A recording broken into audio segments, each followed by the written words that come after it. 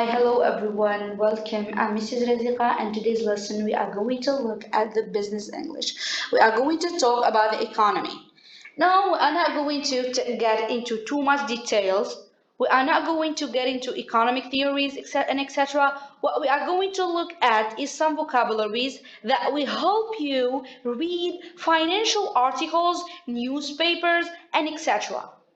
There are some basic economics terms that we need to be aware of and familiar with before we can learn about the economy.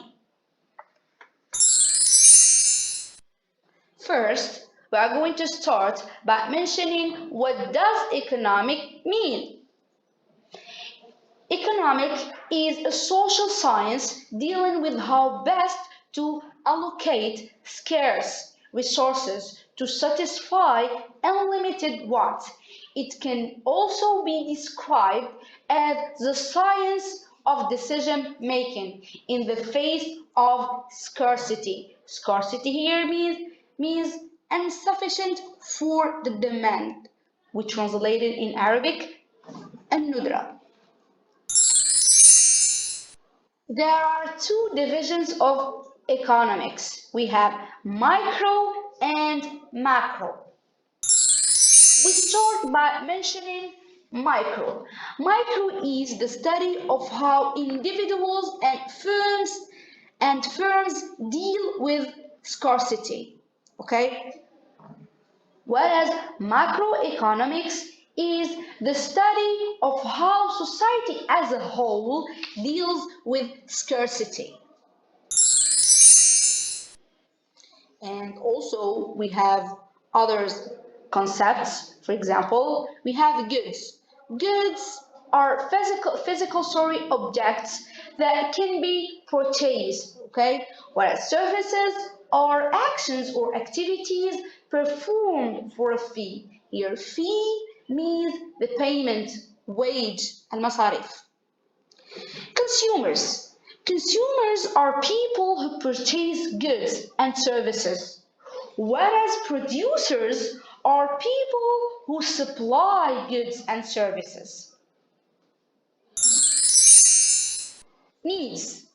Needs means or defined as the necessaries for survival. For example, shelter, home, water, knowledge, and etc. Wants. Wants are goods and services consumed beyond what is necessary for survival. For example, safety, being healthy, and etc. Okay, to produce any article or provide any service depends upon some factors or agents of production. Also, we call them resources. Okay, there are two broad types of of production. We have human factors and non-human factors. Human factors consist of labor and enterprise, and the non-human factors refer to land and capital. Labor. Labor describes the productive services, that is to say, the human physical efforts, skills, and intellectual abilities. Enterprise is the way, okay, or refers to the way in which the structural organization of production is made. Land.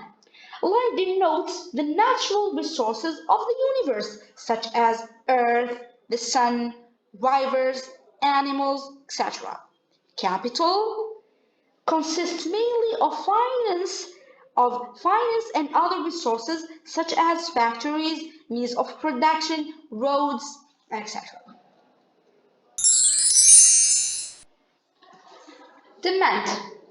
Demand is the desire to own anything, the ability to pay, and it is the willingness to pay for it.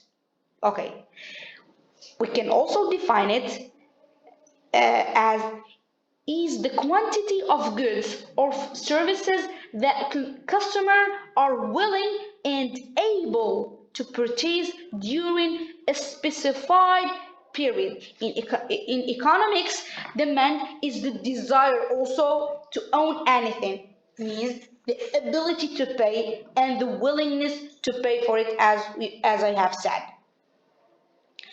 The different now we are going to tackle with the different types of demand, okay? First, direct demand. Direct demand refers to the demand for goods meant for final consumption. It is a demand for consumers' goods like food items and houses, etc. Second type is derived demand. Derived demand refers to demand for goods which are needed for further production. It is the demand for producers' goods like industrial raw materials, machines, tools, and equipment.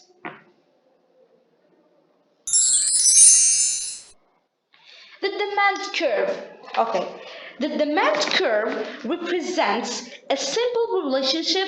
It tries to demonstrate how many items of product or services a consumer would like to purchase at a different prices. Okay, it is like showing the relationship between price of a good and quantity demanded. Okay, and this curve is generally negatively. Okay, and this is the picture of the demand curve. Supply. Supply is the amount of some product which is available to customer. Okay, it is the amount of some product producers are willing and able to sell at the given price.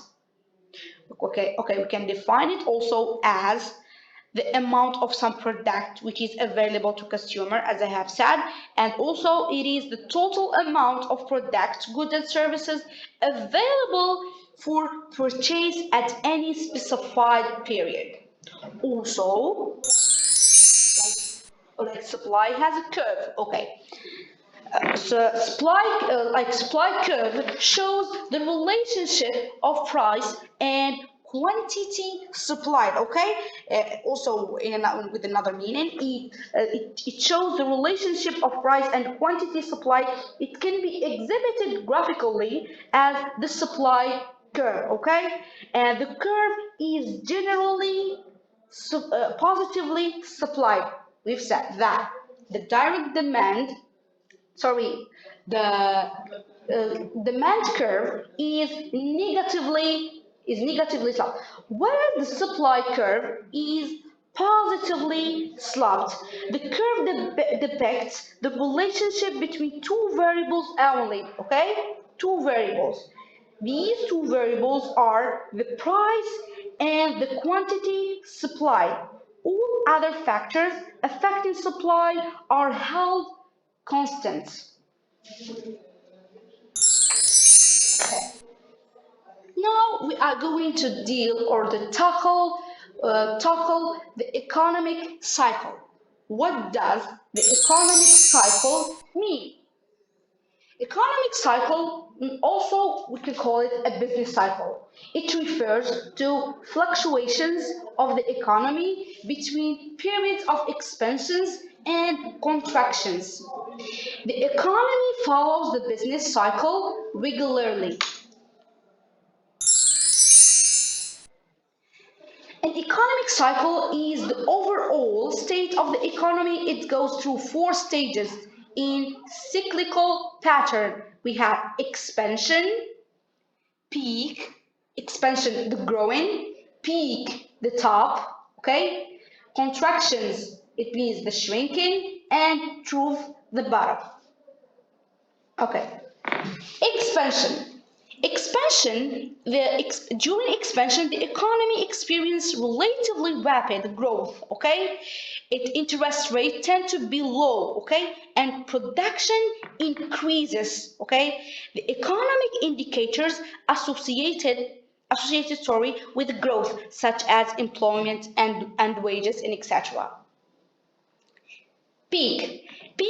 The economy reaches the peak of a cycle when growth hits its maximum rate.